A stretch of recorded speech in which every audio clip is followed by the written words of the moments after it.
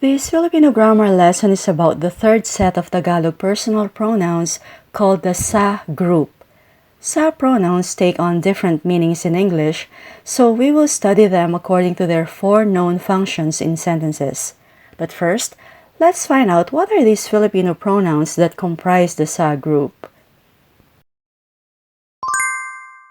First, we have the first-person singular pronoun sa akin. Sa akin, meaning my, mine, or me. Second-person singular pronoun sa iyo. Sa iyo, which means your or yours. In spoken Tagalog, sa iyo is often contracted to sayo. Sayo. Next is the third-person singular pronoun sa kanya. Sa kanya, meaning his, her, or his, hers. Next, we have the plural pronoun sa atin. Sa atin, meaning ours, or yours and mine. It belongs to the two of us or to our group. Sa atin. Then there's sa amin. Sa amin. It also means ours, but this time it doesn't include you. So sa amin refers to something that is just mine and other people's. So the words ours in Tagalog has two different meanings. One that includes the person spoken to, for example, you. So I'll say sa atin if we both own the same thing. And the other one is sa amin, which excludes you. Do you get it? Next, we have sa inyo.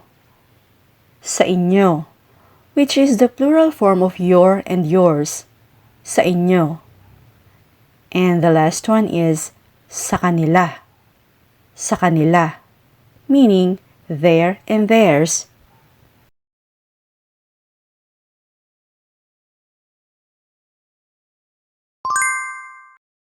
I mentioned earlier that the SA group of pronouns you've just learned have four functions. One of which is as possessive pronouns because SA pronouns indicate ownership or possession of something. Here's our first sentence. Sa akin ang librong yan. Libro is book and iyan or the short form yan means that. Sa akin ang librong yan, meaning that book is mine. Next, sayo ba ang sapatos na to? Ba is a question particle, sapatos means shoes, and ito or the contracted form to means this, or its plural form mga ito, meaning these. Sayo ba ang sapatos na to? Are these shoes yours? Sa kanya, yung itim na payong. Itim means black, and payong is umbrella. Sa kanya yung itim na payong, meaning the black umbrella is hers, or the black umbrella is his.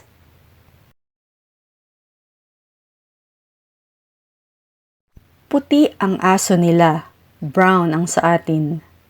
Puti is white, aso is dog, nila is another possessive pronoun that belongs to the noun group. Puti ang aso nila, brown ang sa atin. Their dog is white, ours is brown. So this sentence means that you and I own the brown dog.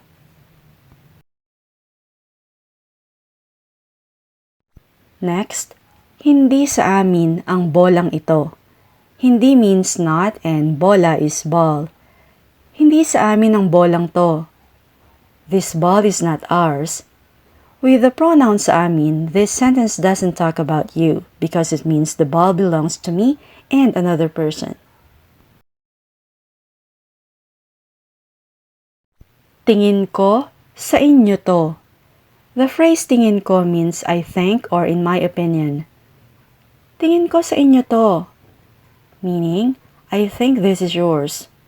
With the pronoun sa inyo, this sentence indicates that the speaker is talking to two or more people. Sa kanila, yung bahay sa kanto. Bahay is house and sa kanto is on the corner. Sa kanila yung bahay sa kanto. The house on the corner is theirs.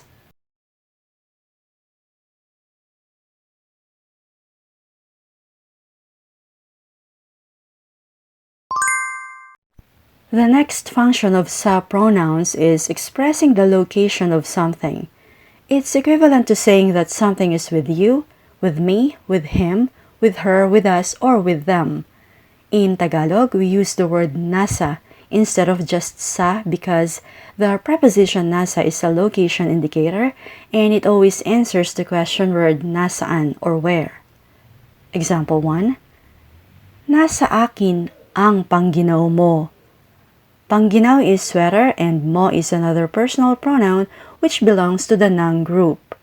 Nasa akin ang pangginaw mo, meaning your sweater is with me. Nasa iyo rin ba ang tuwalya ko? Rin is also or to, tuwalya is towel and ko is my. Nasa iyo rin ba ang tuwalya ko? Meaning, is my towel also with you or do you have my towel too?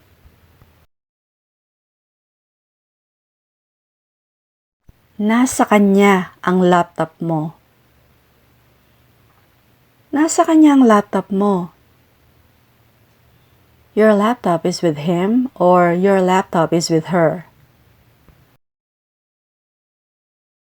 Our next example doesn't have the word nasa but it still indicates location because the phrase sa atin usually refers to our house, at home, or our place. Sa atin na lang ako kakain. Lang means just, ako is I or me, it belongs to the an group of pronouns, and kakain is will eat. Sa atin na lang ako kakain. Meaning, I'll eat at home instead.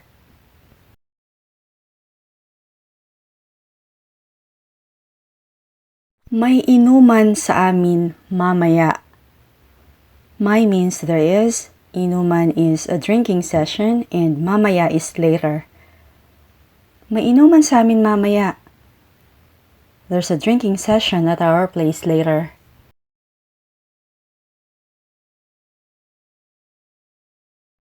May sunog sa inyo.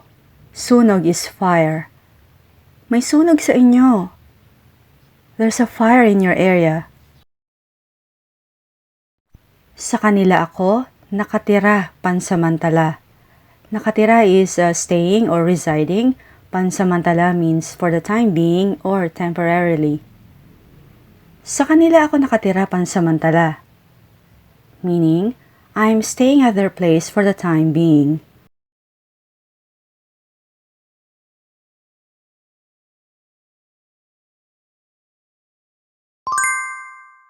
The third function of SA pronouns is to indicate the direction or movement toward or away from someone.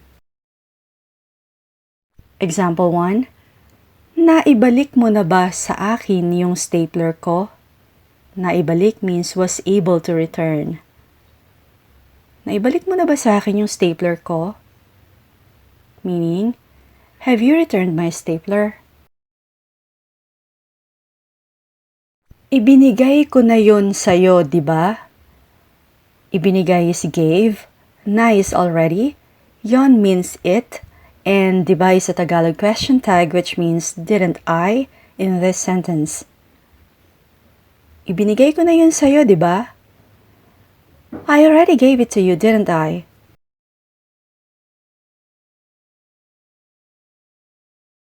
Pakiabot mo nga sa kanya yung paminta.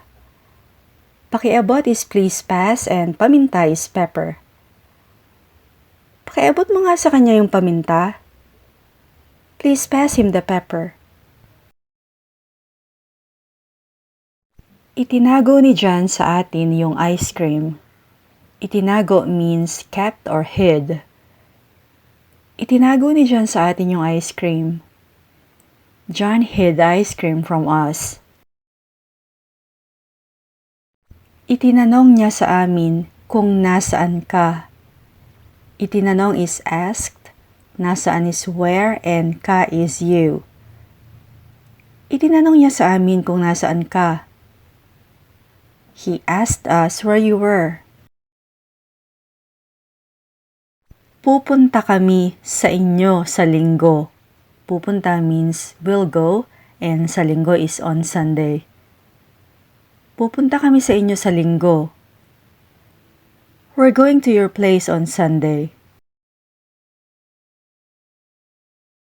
Sabihin mo sa kanila na ayaw mo.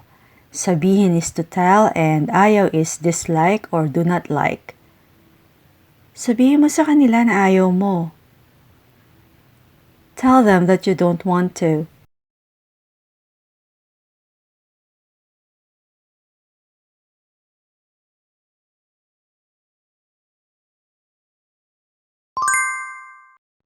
The fourth function of the SA group of pronouns is to indicate the beneficiary of an action, and these pronouns are always preceded by the word para, which means for. Example 1. Para sa akin ba to? Para sa akin ba to? Meaning, is this for me? Gumawa ako ng sombrero para sa'yo. Gumawa is made and sombrero is a straw hat. Gumawa ako ng sombrero para sa'yo. I made a straw hat for you. Mag-bake tayo ng cake para sa kanya. Mag-bake is to bake and tayo is we or us. Mag-bake tayo ng cake para sa kanya. Meaning, let's bake a cake for her. Magtabi ka ng pagkain para sa atin. Magtabi is to save for future use and pagkain is food. Magtabi ka ng pagkain para sa atin.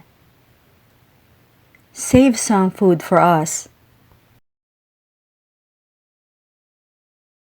Nagluto ka ba ng kare-kare para sa amin? Nagluto means cooked. Nagluto ka ba ng kare-kare para sa amin? Did you cook kare-kare for us?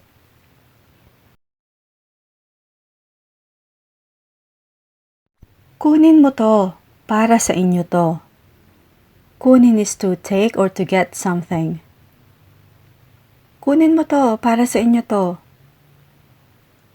Take this is for you. Bumili ako ng mga laruan para sa kanila. Bumili is bought and mga laruan is toys. Bumili ako ng mga laruan para sa kanila. I bought toys for them.